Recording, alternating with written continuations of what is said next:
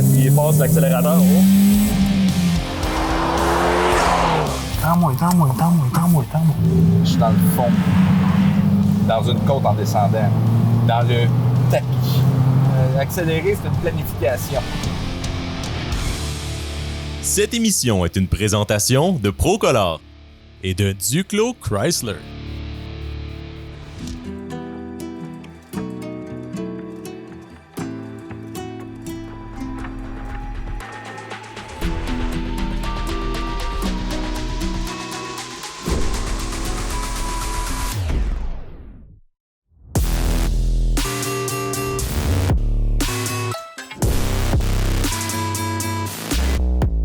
Simon, on a deux voitures. OK, pas de la même époque. Non. 80-90. Exact. Mais ça partageait la même philosophie sans avoir le même ADN.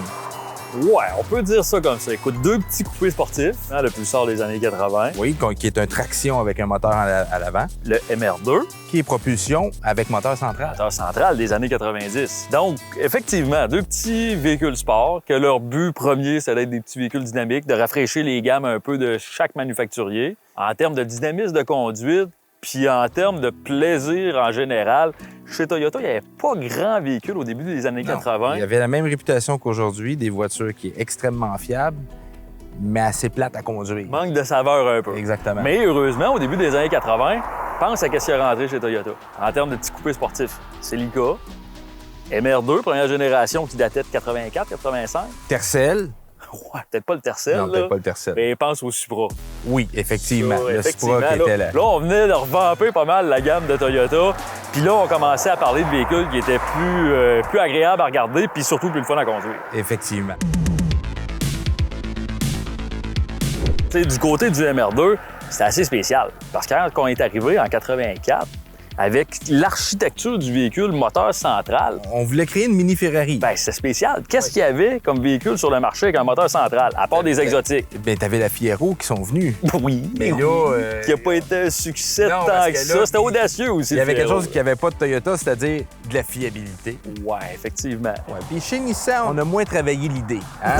Peut-être un petit peu On a moins. pris une base de Sentra, le moteur de Sentra, on retrouve les éléments comme le pare-brise, mais ça reste que c'était un peu, à l'époque, un ovni sur la route.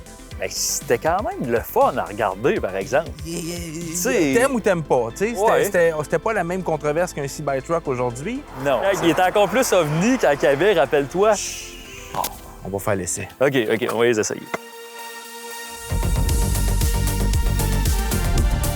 Cet essai routier est une présentation de RTX Wheels et de leur nouvelle roue SU01. Si on regarde les différentes générations de la MR2, la première génération, lancée au milieu des années 80, c'est une voiture qui avait un design quand même assez coupé au couteau. C'était assez, disons, assez profilé. Là, quand on est arrivé avec la deuxième génération, c'est là qu'on est arrivé avec une voiture plus aboutie, un design beaucoup plus beau, tout en rondeur. Je regarde la MR2 en avant, là.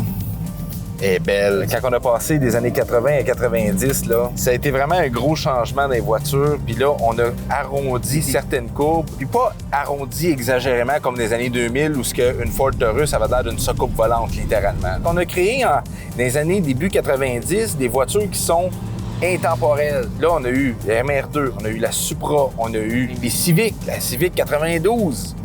Qui a été une des Civics les plus populaires. Là. On a vu apparaître des sabristis de beaux modèles. Je regardais ton petit derrière, là. C'est pas gênant. Avoue que c'est sexy, hein? Ça a vraiment l'air d'une mini Ferrari de pauvre. Là. On s'entend pour dire que la mini Ferrari japonaise est pas mal plus fiable que les Ferrari originales. Surtout à cette époque-là. Là. Quand on regarde la Pulsar NX que j'ai en ce moment, oui, c'est pas le plus beau modèle, mais c'est un modèle qui est extrêmement original. Bon, on a un 4 places. Et là, on n'a pas beaucoup de place dans la valise. Mais là, on pouvait rajouter ce qu'on appelait le Sportback.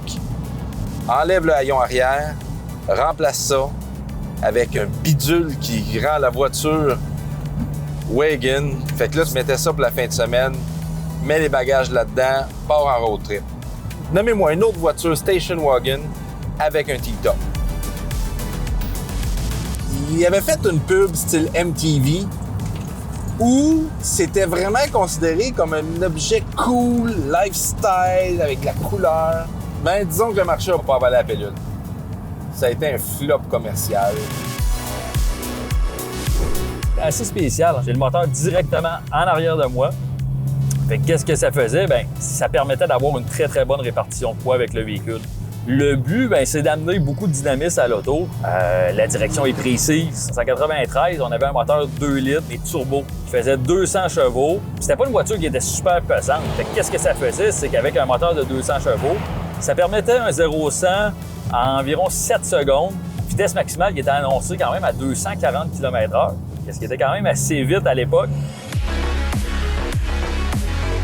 Là, j'étais en deuxième vitesse. Je vais appuyer fort sur l'accélérateur. Oh. Quand même pas mal de puissance.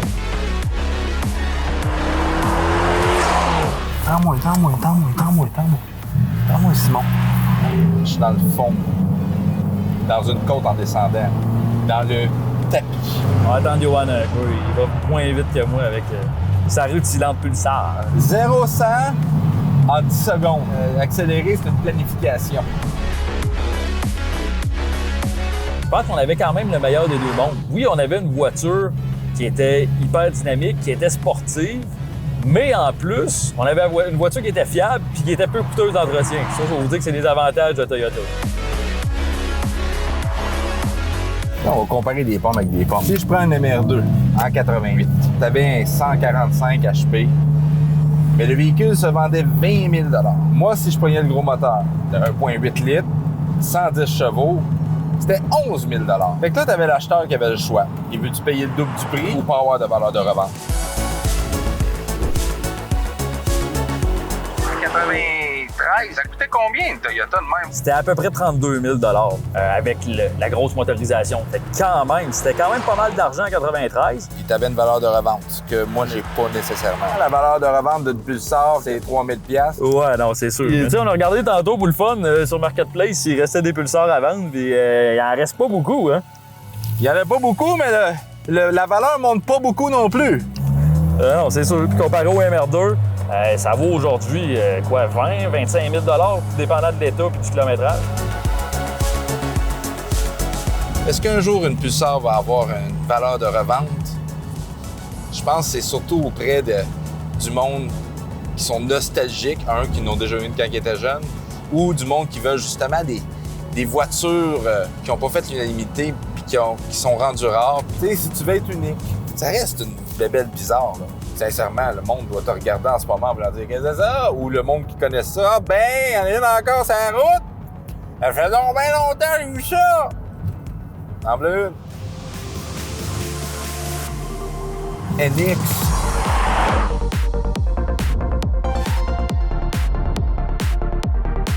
Pour moi, là, l'habitacle est parfaite.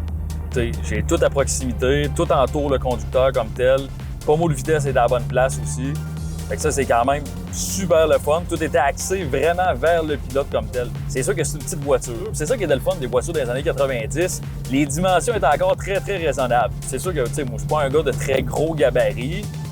Assiser quelqu'un qui fait 6C2, 6C3 dans ce véhicule-là, et d'après moi, il va avoir la tête pas mal qui va à côté au plafond. Là, on a les lumières escamotables, ça, là. Fonctionne très bien. Tout fonctionne sur la voiture. Moi, c'est ça qui m'impressionne. Le monde veut absolument avoir des voitures neuves quand si tu entretiens ta voiture que tu aimes, elle va durer. L'entretien, c'est le secret. Pas d'autre secret. L'entretien. Hey, mais moi, je trouve ça assez incroyable. Je conduis un véhicule de 88. Puis, sincèrement, là, je suis certain que si je retourne dans le passé en 88, elle se conduit exactement de la même façon. Elle est encore solide, ça a l'air encore fiable. 214 000 kilos, là.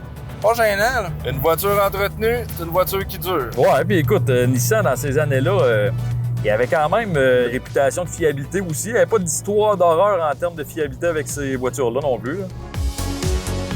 Bon, ben la journée achève, là. Je pense qu'on va aller retourner les machines au propriétaire. Mais la journée a passé vite quand même, là, avec des belles voitures comme ça. Man, je tripe bien plus à conduire ces voitures-là qui ont de l'âge que les voitures d'aujourd'hui. J'avoue que C'est quand même le fun, un petit retour dans le passé comme ça, avec des voitures qui commencent à être vintage, je te dirais. Surtout quand ils sont en bonne condition, quand ils roulent encore bien. Là. Ça fait des belles journées. T'as fière allure là-dedans en plus. Bye Simon! Bye, à la semaine prochaine!